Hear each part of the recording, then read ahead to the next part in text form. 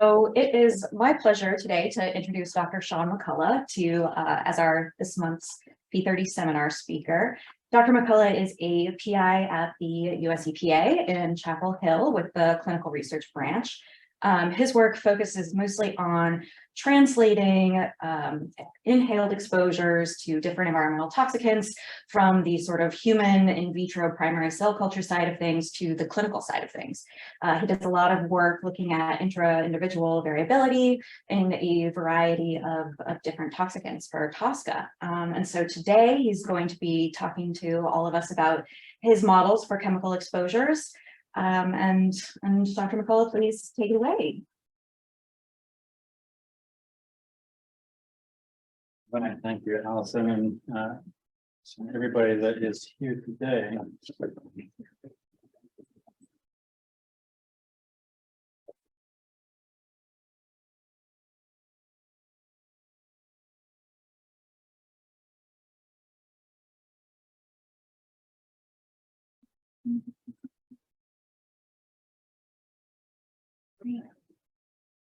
All right. Welcome and thanks for coming. So got the title up there. So we're going to talk about inter-individual variability and biological complexity in vitro models today.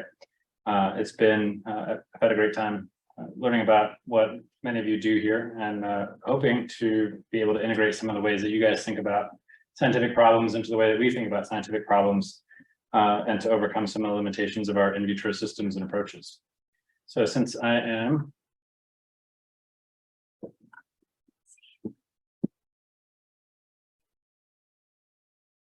that works. So I'm a federal government researcher, so at state of no conflicts of interest, real or perceived, and the information presented here does not necessarily reflect the views or policy of the U.S. Environmental Protection Agency, and mention of trade names or commercial products does not constitute endorsement or recommendation for use. I'm sorry, the people online are seeing this page. Okay.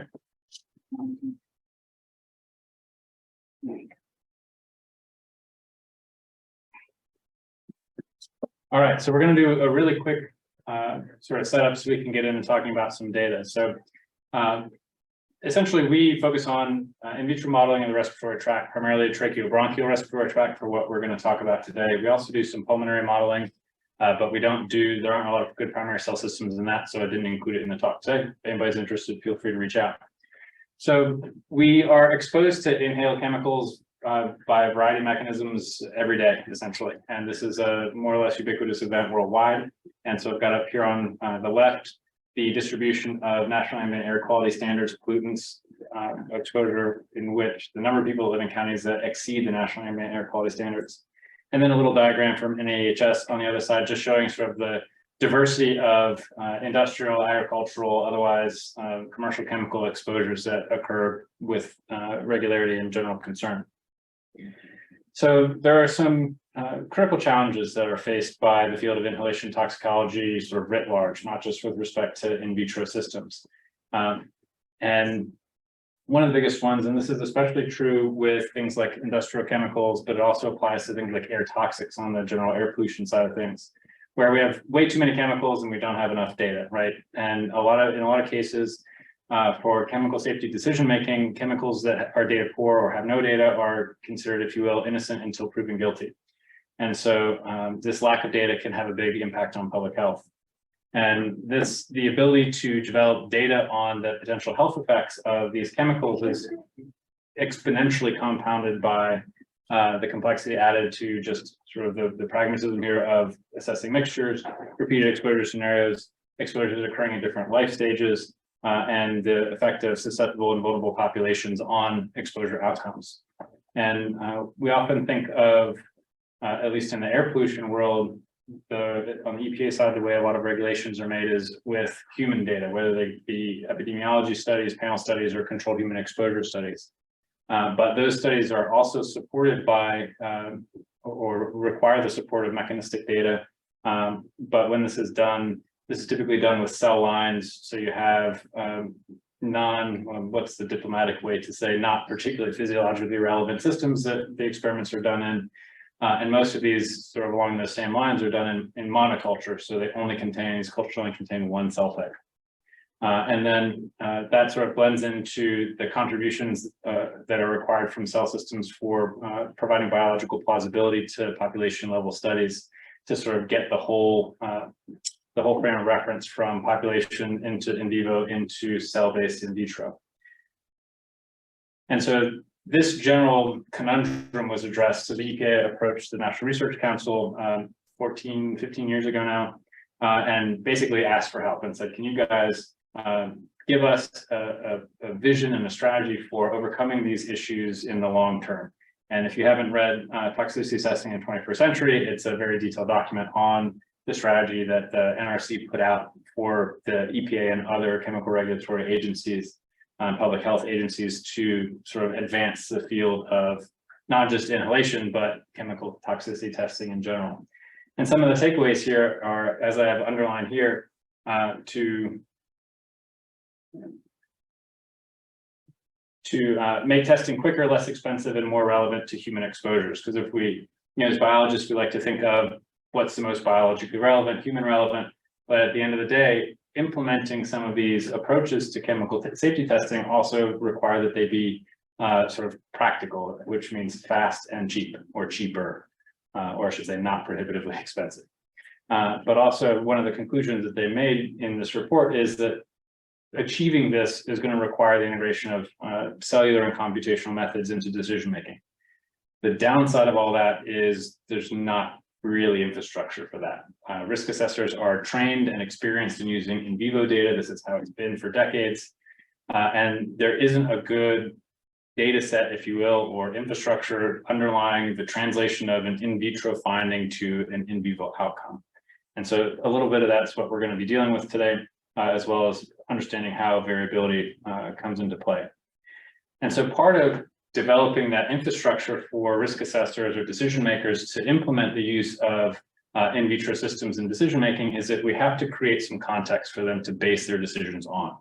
And so we're going to hit on 4 general points in the talk today. There are more than this, so I'm not claiming this is an exhaustive list. Feel free to discuss things in the questions, or reach out or yell at me or whatever you want to do. Happy to discuss more, but these are the 4 we're going to talk about today. So since my work focuses on the respiratory tract, we're going to talk a lot about what's called the differentiated primary human bronchial epithelial cell model. And I'll explain what that is in a second for those that are unfamiliar. Compared to traditional cell line use, most of which in the respiratory tract are either artificially immortalized bronchial epithelial cells or tumor-derived cells like A549 cells that are derived from the pulmonary epithelium. And while they're easy to use or traditionally used because cell lines are easier and more accessible than primary cells, they get used more frequently, but that doesn't necessarily mean that they're more relevant, or in some cases, perhaps not relevant at all. But increasing the relevance by using differentiated primary cell systems also brings into play some other issues. Again, this list of one thing is not exhaustive. There are other things I'm happy to talk about, but today we're going to talk about inter-individual variability. We also wanted to think about how do we extrapolate exposure scenarios from the dish to a person, whether that be, or I should say in vivo, whether it's a rat or a person or a population. And one of the things that we're going to touch on very briefly, because there aren't a lot of data from my group or any others, evaluating how much can we extrapolate from a single dose into subacute or subchronic or chronic exposure scenarios. We're going to talk a little bit about sample size requirements for in vitro studies and how at least the data that we've been developing may suggest the benefit of applying uncertainty factors to in vitro data. There's a lot of discourse going on in the field right now as to whether, since they are human-derived cells, do we need an uncertainty factor? Because that's one of the pros of that's put out there by some of the folks that want to get away from animals, to say, well, we have this at least minimum tenfold uncertainty factor for interspecies extrapolation. Do we need that from in vitro to in vivo human? And so we can look at some data. You guys can tell me what you think. And then the use of complex in vitro models. So the lung is composed of approximately 40 different cell types. Almost all of the cell line based models are epithelial cells. There are a couple of immune type cells that are used, but essentially, can we extrapolate from one cell type into effects in an entire tissue or even a component of a tissue? And then if we can, I mean, basically how much complexity do we need? Because we don't want to make the system more complex than we need, because then it's going to hinder its rollout. But if we make it too simple, then we're going to run the risk of missing effects that may influence the fidelity of the decision making. So just a quick overview. Most people here probably have a decent understanding of how the lungs work. Today we're going to be focusing on what are called the conducting airways. So this is the trachea, the bronchus, and the bronchioles. And so, well, I'm going to say bronchial epithelial cells today. They're really tracheal bronchial epithelial cells from that general region. So take that for what it's worth. Or we have, and I'll explain this in a second, we get cells from different sources, and we have different geographical information with respect to where those cells come from in the lung from different sources. But one thing that I haven't addressed in our work and is important to pay attention to is that even epithelial cell types from different regions of the respiratory tract are known to respond differently in some contexts to chemical insult. So what we're seeing may be different if you go into the much smaller airways, but to be determined.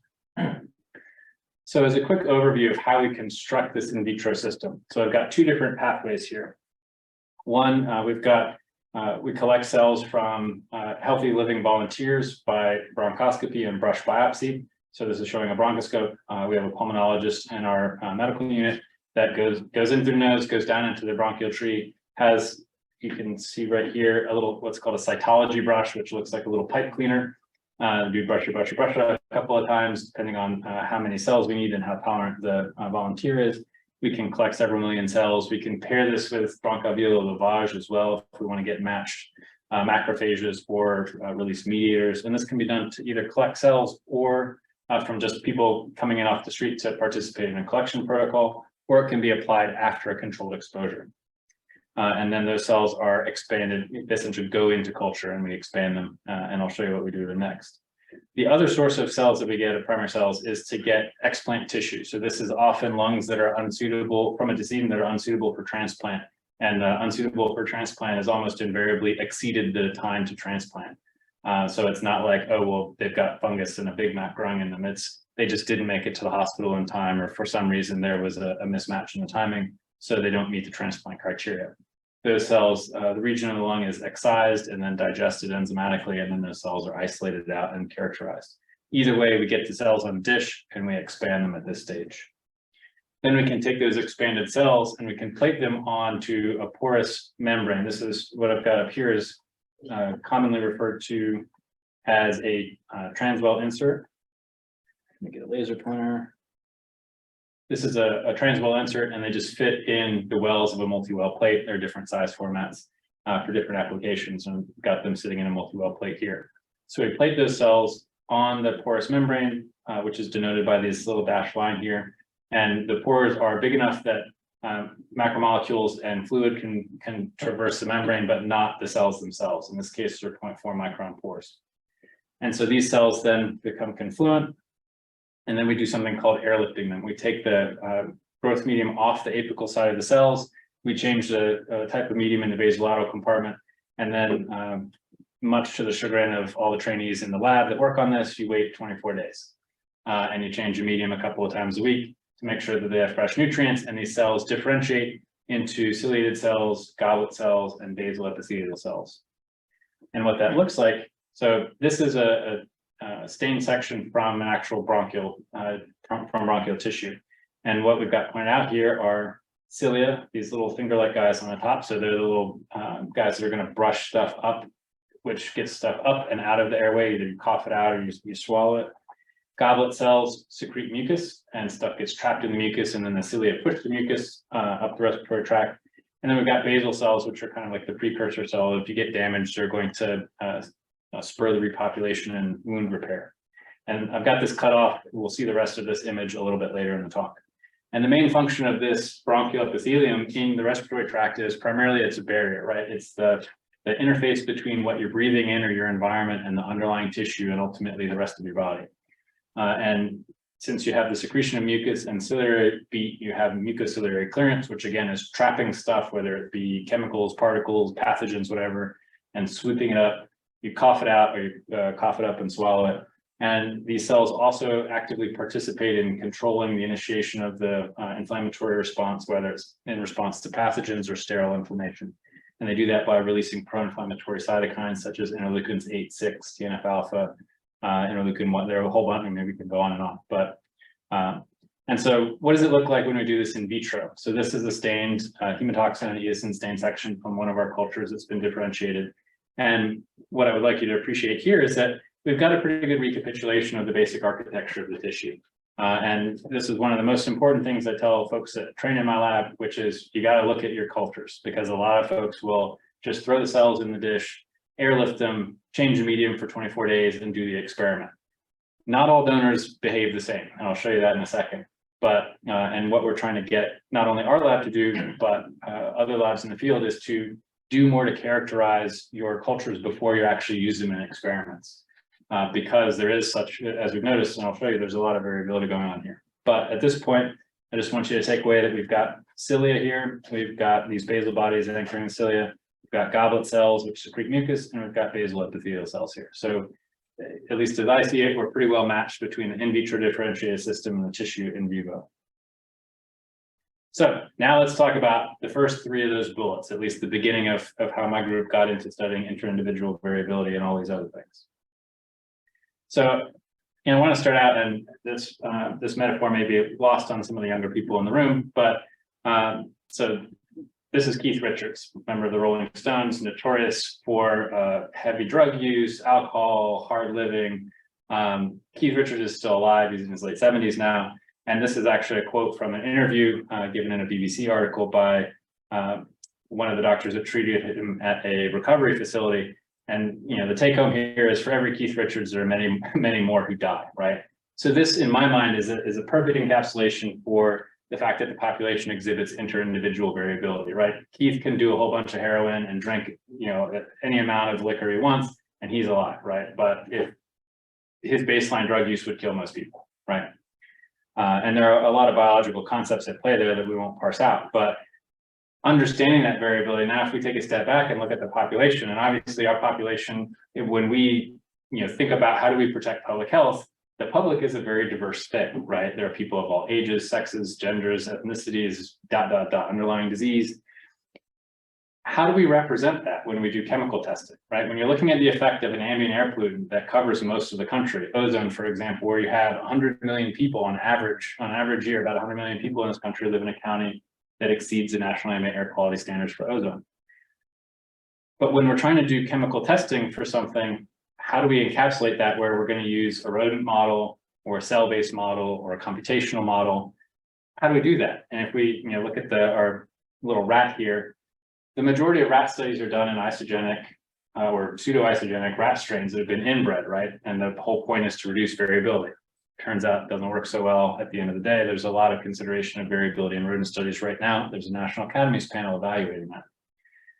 There was something generated called the collaborative cross a number of years ago that was meant to essentially breed diversity into mouse systems and make different strains available that should be more representative of the population. But you're still talking about in the low dozens of strains. And while it's an improvement on the inbred mouse, it's not the population, right? In America, we have a better part of 350 million people. There's a lot of diversity there.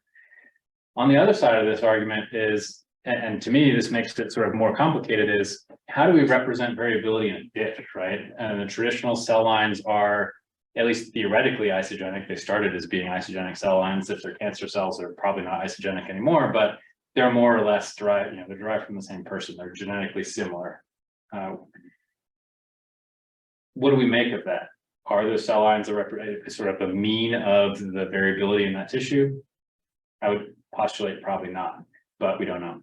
So then how do we deal with this with primary cells, right? So primary cells have become more available in recent years. So there's an increasing desire to use them in studies under the auspices that they're more biologically relevant. And so for the first set of data I'm going to show you today, we've got a little explosion diagram here from the lung as a whole. This is the full depth section that I showed you earlier of the bronchial region and respiratory tract. We're only going to focus, so these are data that we collected a number of years ago when we were still dealing with differentiated primary monoculture systems. So while it's technically a monoculture, it does have ciliated cells, goblet cells, and basal epithelial cells. So this started as a project with a graduate student where we were trying to look at the effect of ozone, plus or minus ozone in time course. And this is a picture of one of our exposure systems for in vitro studies. I'm going to lose this name tag at some point. And this is what she saw. She was very dismayed, right? Because if you take the mean and standard deviation of this distribution, essentially it's hard to find an effect when you're comparing because your data are variable.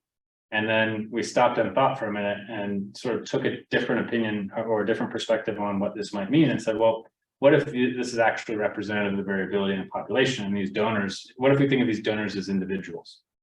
And so we thought about it, we slept on it, whatever, came back and decided that essentially let's try binning these into, because we didn't feel like we had a sufficient sample size to do a continuous comparison at that point with the limited understanding that we had. So we just bin them into high responders, which is responders that were above the mean for and this is interleukin-8 RNA, or low responders below the mean.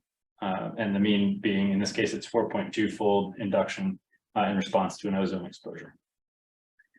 And so then we asked the question, okay, well, if we've got this high and low responder binning that we can do, is this just the conditions for this differentiation happen to result in a responder? And if we do it again, we're going to get a non-responder. So we did an experiment where we took cells that were isolated at 2 separate times from the same donor, and we differentiated them, and the differentiation was at a different time as well. And then we subjected them to the same exposure. And more or less, the cells that were non-responders, and there are actually 4 data points. There's one guy hiding behind here. Low responders retained low responder phenotype. High responders retained high responder phenotype. And this is something, this was done with ozone. We're in the process of setting up to do this with acrolein, which we'll talk a little bit more about later. And please keep in mind that a lot of this stuff, like the in vitro inhalation field, is in its infancy. And so we are one of a very few number of groups that are working on these kind of questions with inhalation. So it's not a data-rich environment. These could very well be one-off observations. And so we're very aware of that, and we're trying to incorporate additional chemicals into that. But the take home from this is we use this to conclude that this is not just a technical variable at this point. And so then this was a thesis project for a student, a former student, now graduated student, Emma Bowers, where we had previously shown before Emma started in her lab that ozone responsive islate induction was driven by the activation of EGFR, MEK, ERK, and MKK47 and P38 signaling pathways. And if you inhibit both pathways, you mitigate the induction of islate after ozone exposure, as well as some other pro-inflammatory cytokines. So what Emma did was go back and look at these different responder, non-responder groups and ask the question, okay, well, is there a difference in the signaling pathways that lead to islate induction? And sure enough, there were. And what we're showing here is that we have a significant difference in MEK and ERK activation. For those that are not familiar, activation of MEK results in the activation of ERK, and then ERK activates other downstream kinases to induce transcription factor activation and gene expression. And then we evaluated whether there was correlation between the change in ERK phosphorylation as an indicator of ERK activation and the induction of islate. And there was a significant positive correlation there. Clearly, there's something else involved in this interaction, but the activation of ERK is proportional to the induction of islate. So then we asked, okay, that's great. What if we, now how do we further implicate ERK if it's actually a player here? And so what Emma did was and when you look at ERK activation by inhibitors, you have to inhibit both ERK and P38. Because if you just inhibit ERK, the cell will shunt the activity through P38 and essentially mitigate your inhibition of ERK. And so we've got, and of course for us, that means that we have to do both the individuals and the combined treatment.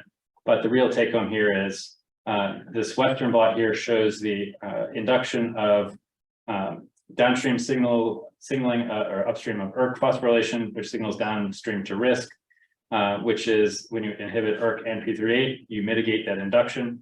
And you also mitigate the induction of, so you still see P38 activation, but the P38 inhibitor inhibits P38's ability to phosphorylate its downstream kinase. So you see the abrogation of MK2 phosphorylation, which is this little tiny band here.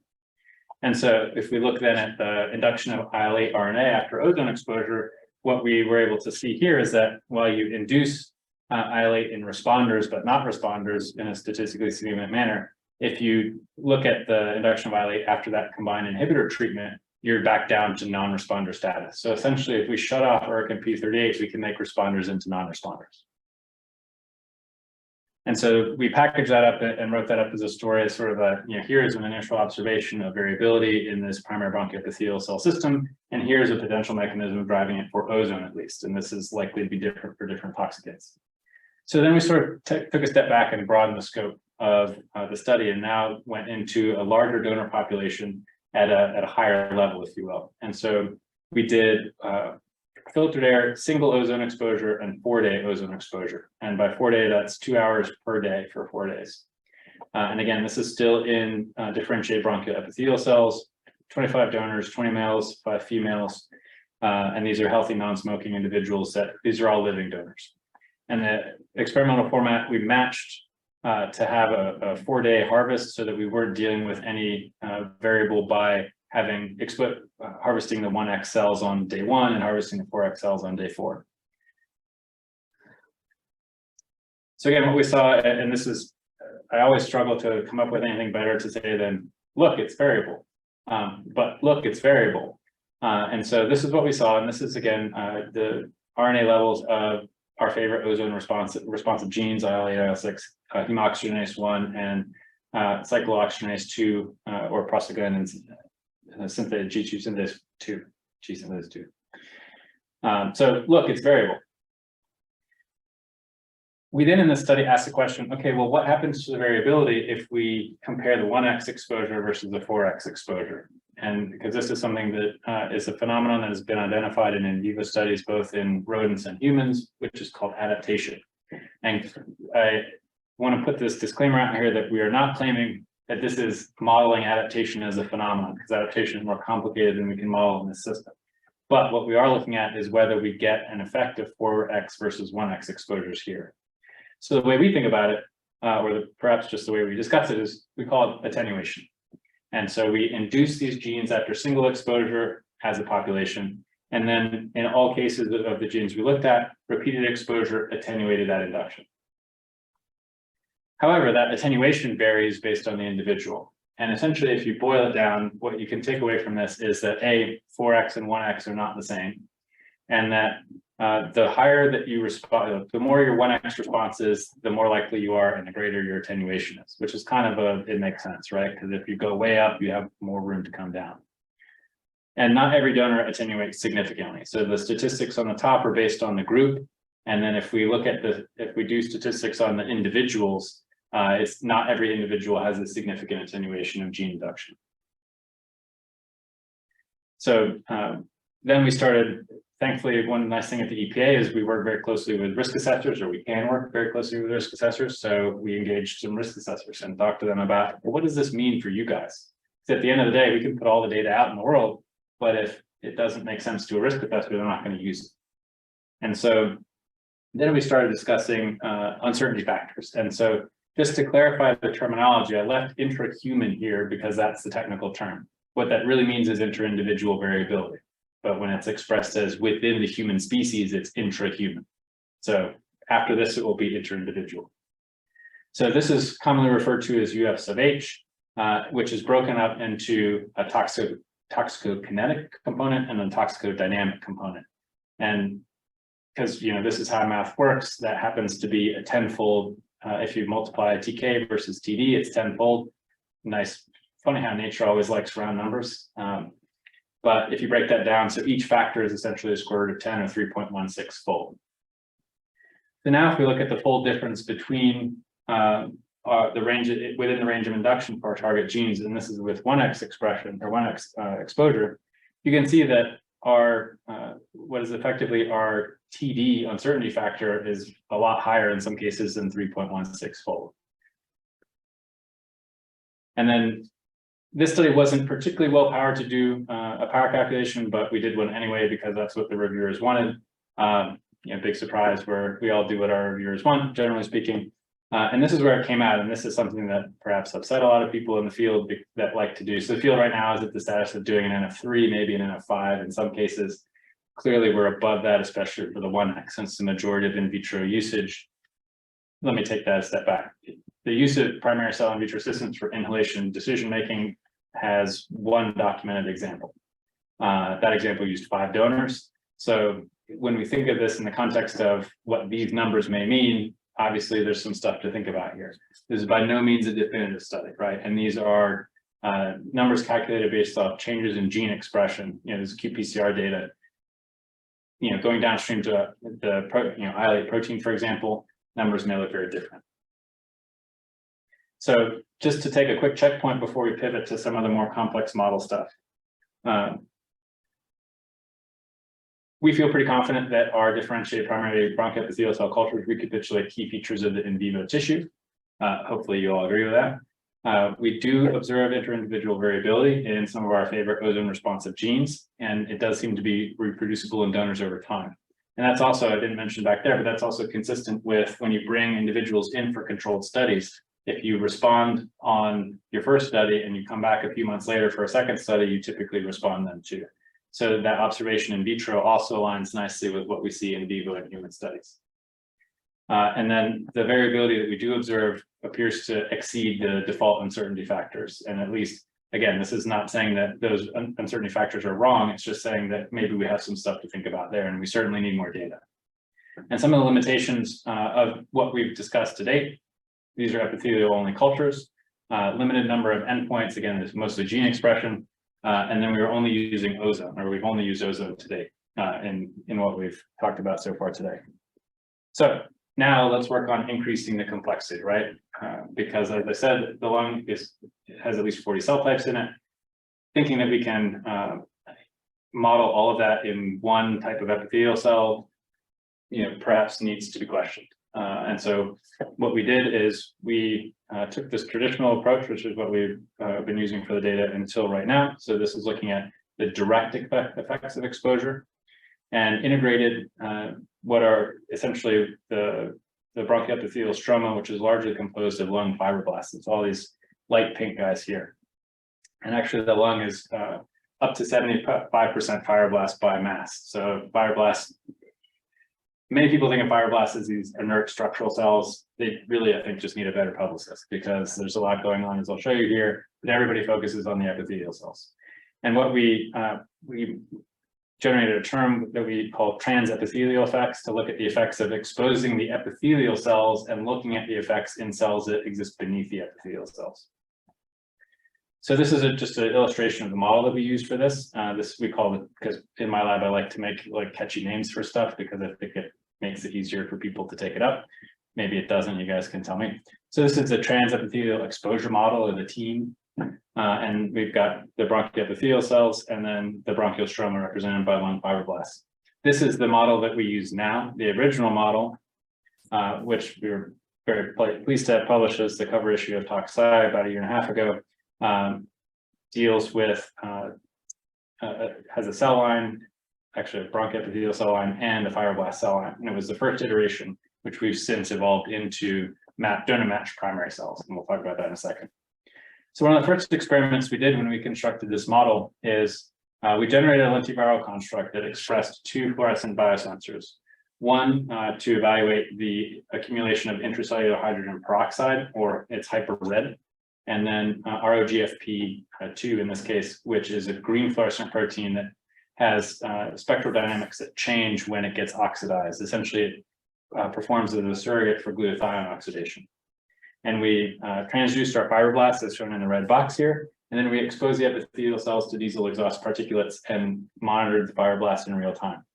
And so these are the data in, I think this is 5-minute increments, if I remember right, and looked at the accumulation of intracellular hydrogen peroxide, and then the increase in glutathione oxidation, or ROGFP oxidation. And so we see an upward trend in both cases in response to diesel exhaust particulates. What I found interesting personally is at the end of a 6-hour exposure in these cells, the cells that never directly see the diesel exhaust particulates have intracellular hydrogen peroxide and glutathione oxidation values that are about 85% of what you get if you directly expose those cells to 1 millimolar hydrogen peroxide. It's a lot of peroxide. So this got me, or started getting me to think that these fibroblasts are probably really sensitive to oxidative insult.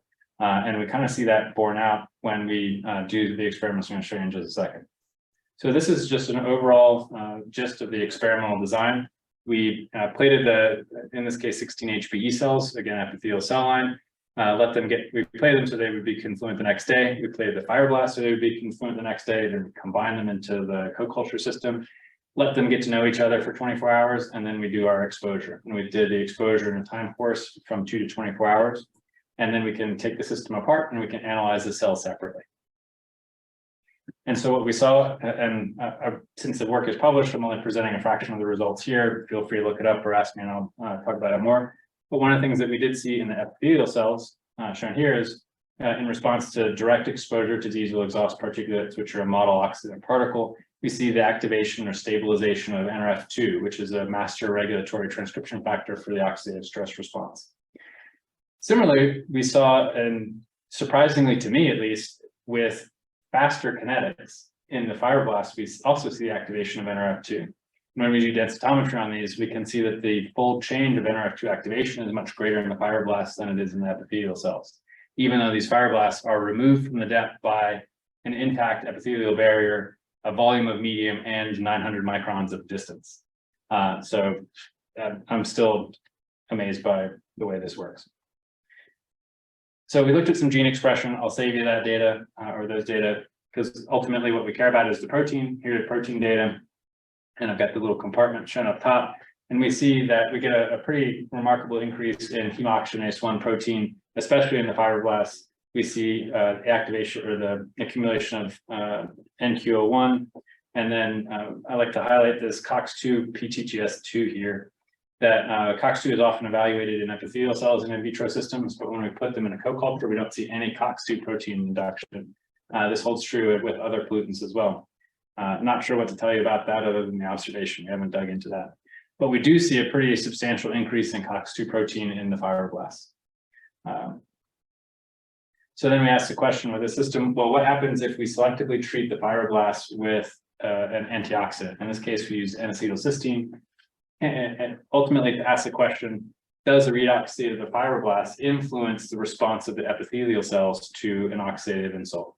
So what this whole diagram up here, the purpose of this is to show you the machinations that my postdoc Sam Faber had to go through to do this experiment, which is essentially put the system together, collect extra conditioned medium, take the system apart, put the epithelial compartment into conditioned medium while you treat the fibroblasts with antioxidants, wash it out, replace this with conditioned medium, then put the system back together. So we're not refreshing. If you refresh the medium, you get an artificial antioxidant effect. So we were always using conditioned medium here, and then do the exposure, take the system apart, and look at the protein. And what we saw is that the antioxidant treatment did have an effect on HO1 and NQO1 protein levels in the fibroblasts. And I would bet it would also affect COX-2 if we did a time course. But we did also see significant effects of, again, this is N-acetylcysteine treatment in the fibroblasts affect the response of the induction of HO1 and NQO1 in the epithelial cells. So then making the argument that not only do the fibroblasts have effects, but the effects in the fibroblasts can drive effects in the epithelial cells. So now what we've talked about, we've got variability, we've got multicellularity. Now let's put them together. And one of the things that the in vitro field has been sort of trying to figure out is how do we develop an integrated testing strategy for inhalation? And you can see that, so this is a diagram representing all in vitro chemical testing. And I don't know whether I should laugh or cry that inhalation is its own thing. Like all other organs and tissues are here, and inhalation is here. So it gets its own thing because it's really complicated. It's a pain.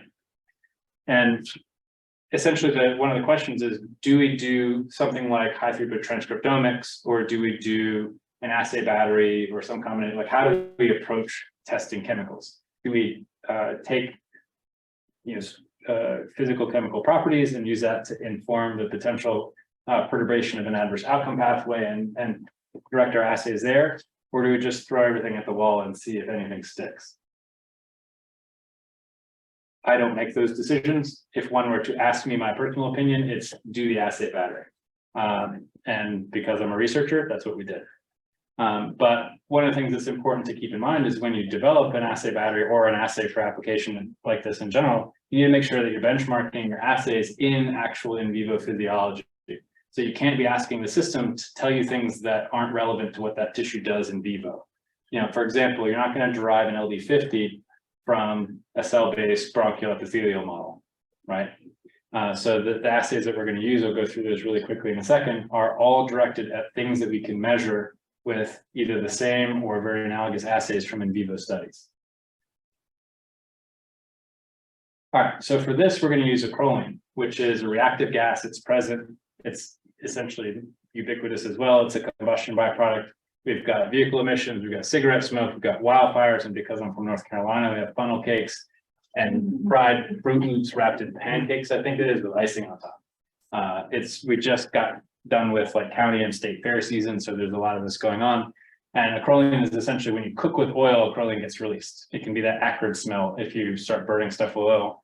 And actually, if you think about it, like a line cook or exposures for a line cook, for example, are about 0.3 ppm ambient in a commercial kitchen environment. So it's pretty high. And the data that I'm going to show you were collected by Alicia Simmons, who's a UNC postdoc in my lab. And a lot of the analysis was done by Elizabeth Martin, who's a collaborator at NIEHS. And so here's I love this figure if you can't tell. Here's our tissue, just to remind you, we're focusing on the tissue here. And this is our list of assays that we're going to use here. And real quick rundown just for time, cell membrane damage is measuring the damage of the membrane that results in the leakage of an active enzyme into the system. And then we collect samples from the system and measure the enzyme activity. Epithelial barrier function, so how tightly are these cells going to be bound to each other, primarily through tight junctions. Remember, barrier function is one of the key functions of the bronchial epithelium. We're going to look at ciliary beat frequency. You know, how does it change how fast these cilia are beating? Does it change the percentage of active ciliated surface area? We're going to measure the secretion of mucus by mucin. We're going to use mucins as a surrogate for mucus, I should say.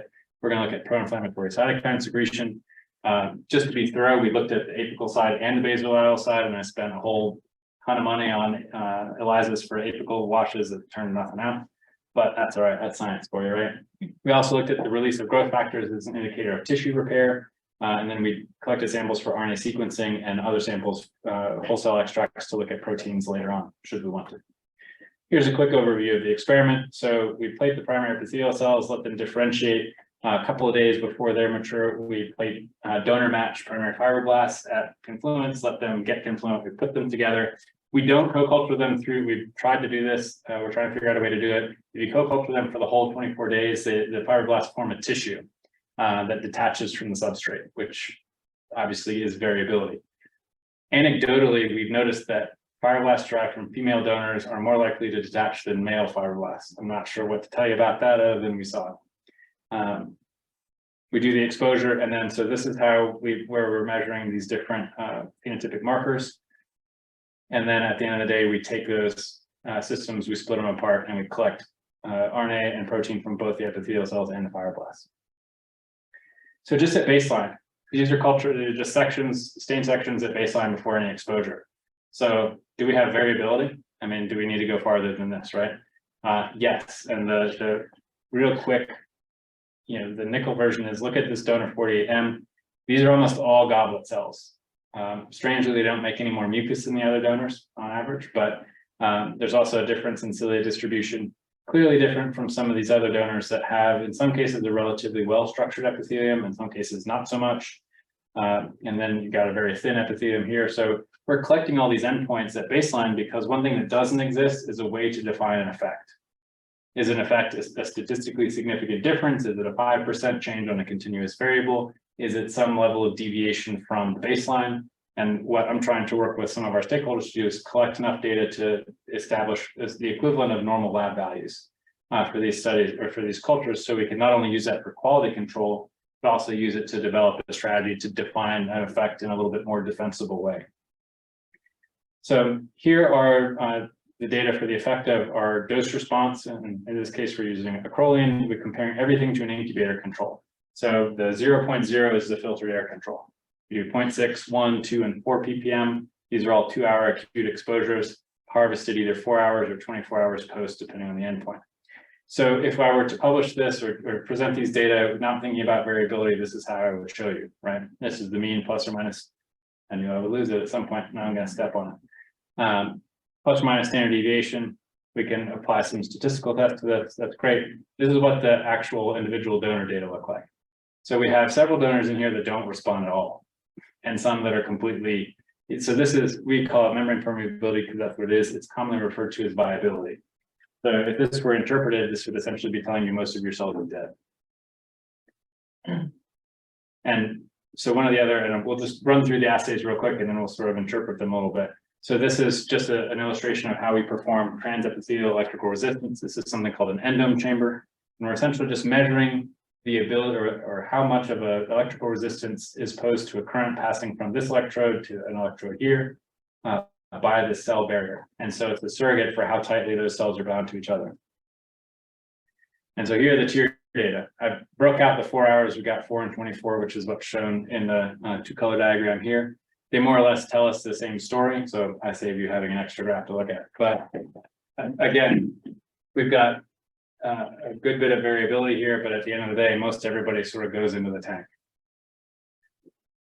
And then if we start looking at pro-inflammatory cytokines, IL-8 goes up, TNF alpha goes up. Interestingly, and I didn't put it in here because we're not quite sure what to make of it yet. If you do a correlation matrix on these, IL-8 and TNF alpha, which both you think of as being pro-inflammatory, are negatively correlated. And I think the reason why that is because some donors are IL-8 responders and some high IL-8, less TNF, some are high TNF, less IL-8, but we're not sure about that yet.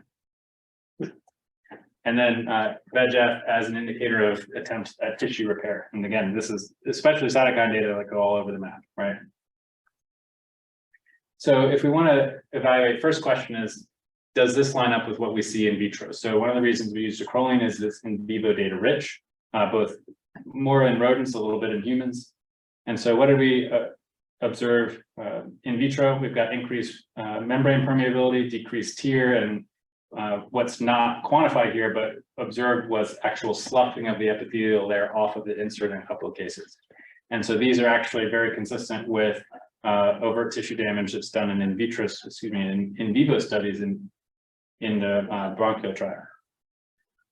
We also observed the induction of pro-inflammation, which also occurs in vivo.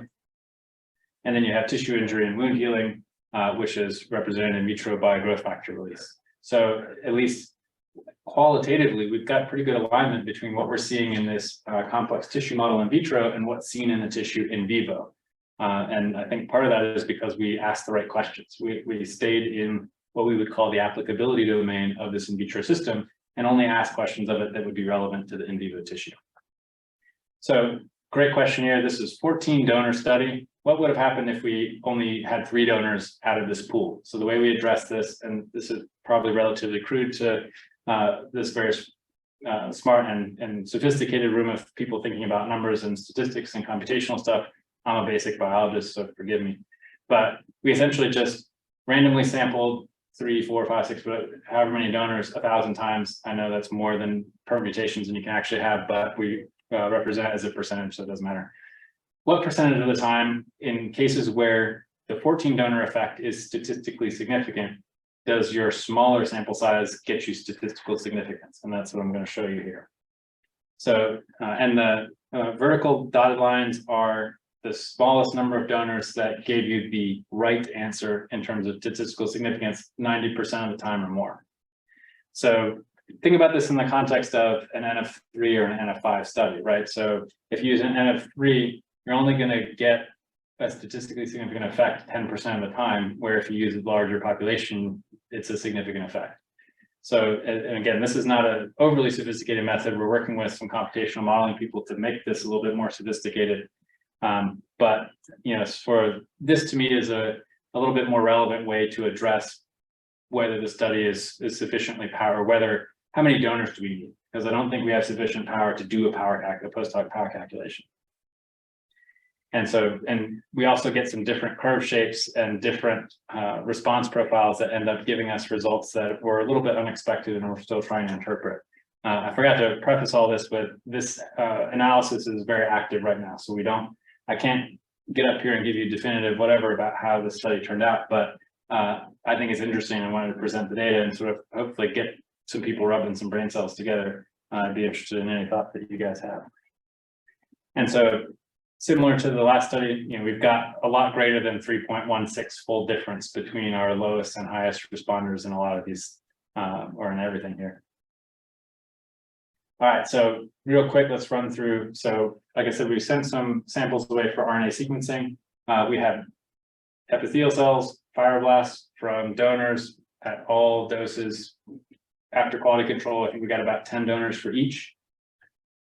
So if we just look at the base process data and plot it on PCA, this is what you see. So the orange is epithelial cells and the light blue is fibroblasts. One thing that I took away from this instantly is like, it's crap. People are going to be pissed because everybody focuses on epithelial cells, including us, right? And you see a lot of variability in epithelial cells, but clearly the fibroblasts have something going on too. And then if we break it down a little bit more, and so post DEC2, now if we look at the significantly differentially expressed genes, this is not pairwise, by the way, this is just sort of net across all doses. You can see that we've got a lot of genes for both, but we have way more genes at a way higher magnitude in many cases in the fibroblasts and the epithelial cells. Again, like, I'm gonna have to explain this to some people. And so now if we look at the number of different overlapping genes, what we can see is that we've got pretty distinct responses, not only up and down, but in the two cell types. And the fibroblasts have the better part of 800 genes, while the epithelial cells have about 200 genes that are alternately regulated. And again, we're not at the pairwise comparison stage. We're trying to figure out the best way to approach that, especially with the donors. And I'll show you that in a second. So if we look at the epithelial cells on a PCA, what you can see is that the alternately regulated genes cluster by dose. So we've got our different colors here, our doses. We don't have much effect in lower doses, but when we get to the higher doses, like 4 ppm, 2 ppm, we see that they're clustering out there by themselves. And this is epithelial cells. If we look at the fibroblasts, however, very distinctly clustered by donor. Not sure what to make of this yet, and we're not sure how to analyze this either because there's no such thing as a reference donor. So this is something that my very talented colleague Elizabeth Martin at NIEHS is working on as we speak, trying to figure out how to do this. And we're also collaborating with Julia Rager's lab at UNC School of Public Health to look at how do we model our phenotypic data where we have dose response, inter-individual variability, 2 cell types across a battery of, I think it's 8 or 9 endpoints at the end of the day. So a lot of stuff that, as simple as it sort of sounds at the overview, there's no analytical infrastructure for this for in vitro studies, especially when you have an N of 14, right? So quick conclusions. Our team system recapitulates known in vivo outcomes when we use it with the assay battery. We have variability at both baseline and in response, both to ozone and acrolein. We have toxicodynamic variability that exceeds the default uncertainty factor, now in 2 pollutants under 2 different assay sets. We see with our acrolein responsive gene expression, epithelial cells are driven by dose, fibroblasts are driven by donor, and then the probability of identifying a significant effect in your population is dependent on how many donors you use, which is kind of a scary proposition. And hopefully, I mean, we'll see what the more in-depth analysis tells us, but at the end of the day, we need more data, right? Because we only have a few studies to base this on, a few chemicals that are, to be honest, ozone and acrolein are much more similar than a lot of other chemicals that we need data on.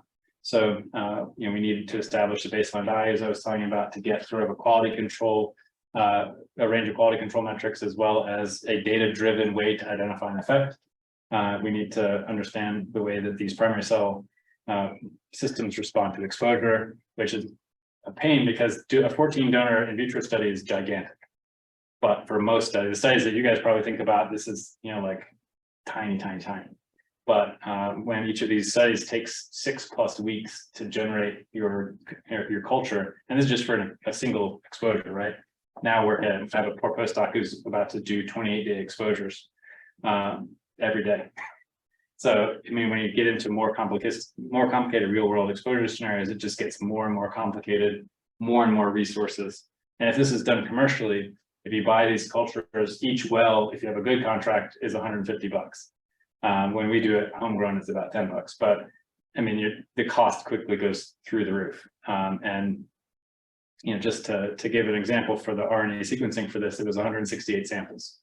So, and that's one chemical in a relatively narrow dose range. So, and then ideally we would apply these, asking these questions to compounds that are in vivo data rich, because as much as there are members of the in vitro community that want to move forward in the absence of benchmarking to in vivo animal data, I think that's going to be a tough argument to make to risk assessors who are trained and experienced in using in vivo data.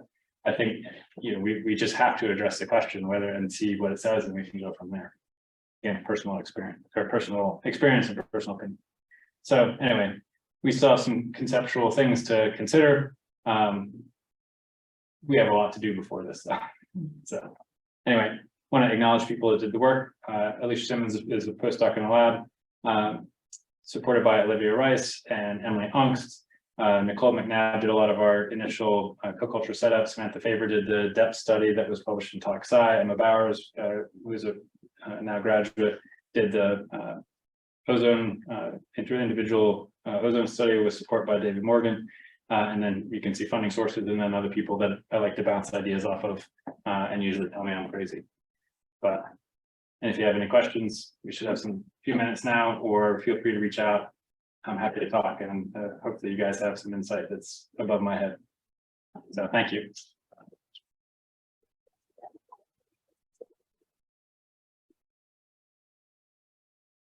Yeah.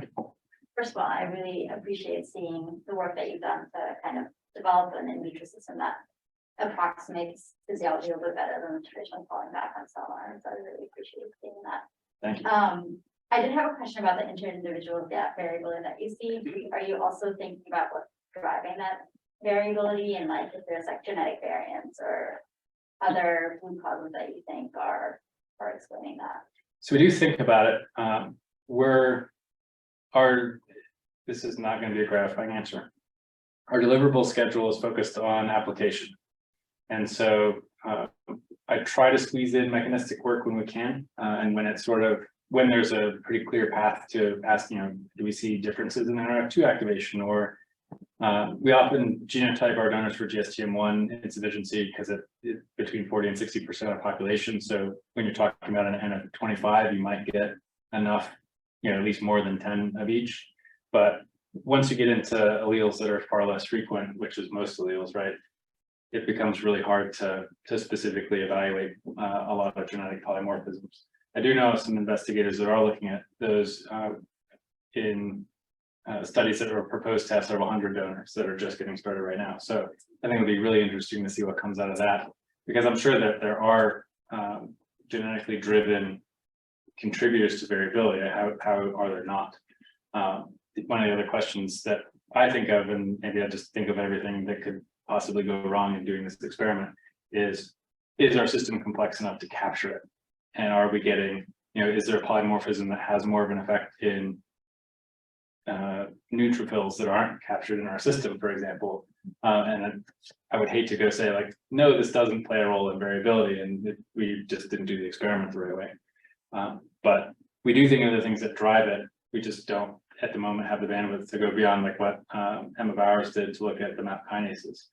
But it is something we're interested in. We try to collect the sample, so if we have extra time or extra resources, like we have the protein lysates from the proline study, where we can look back and see if we've got signaling pathway activation or something like that. Yeah. So in the same line, I was wondering, did you quantify macrophages in your different type of culture? No, you collect them? We don't have them in the system. Okay. In either of these systems, yeah. And how do you select your donor? For example, the 14 donor, in terms of age, sex? The 14 donor group is all comers. Okay. The age range there is 4 months to 91 years. Okay. It has clusters, basically what's available from our tissue procurement facility, or the tissue procurement facility that we work with.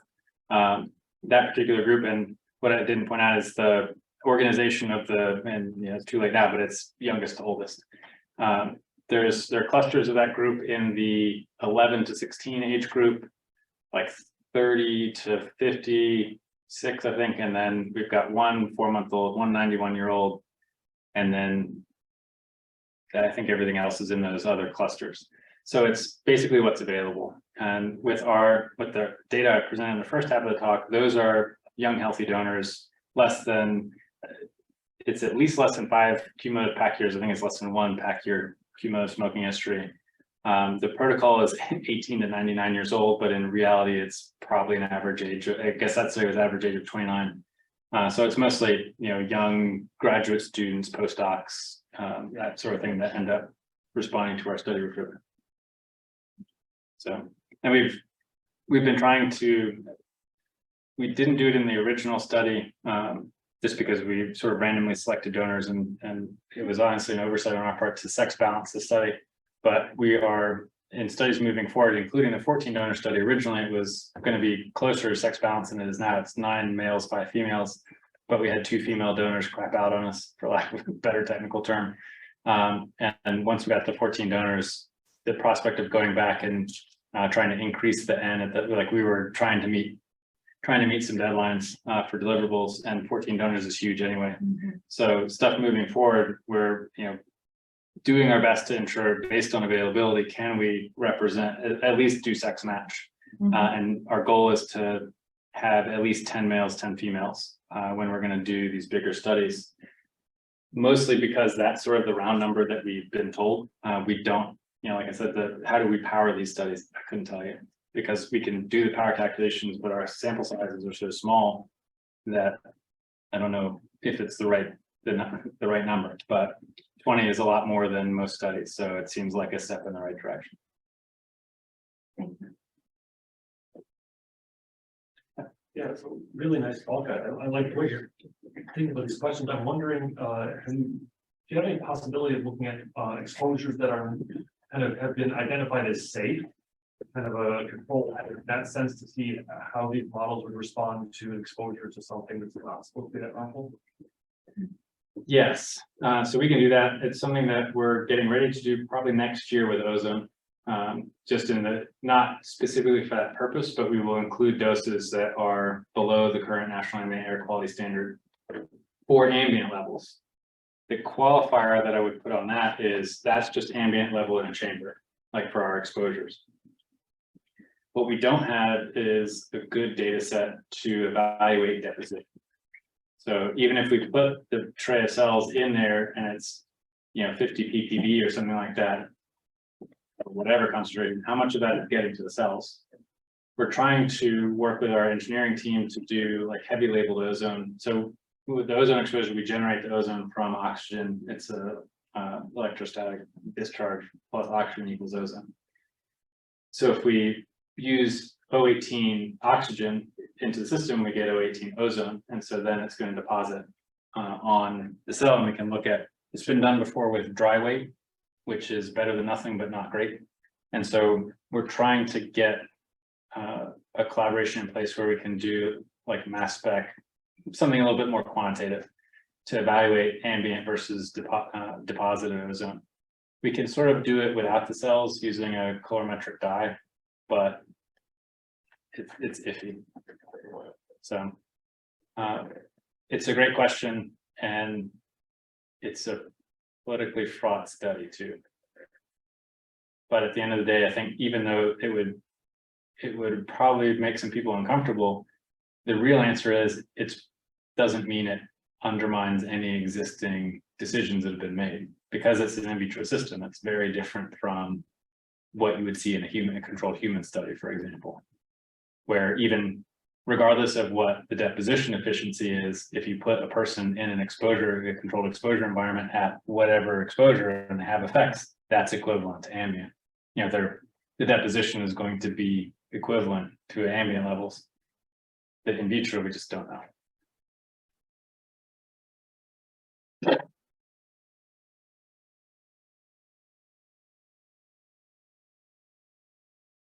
Okay, we don't have any questions online, so Thank you very much. Thank you all. Thank you.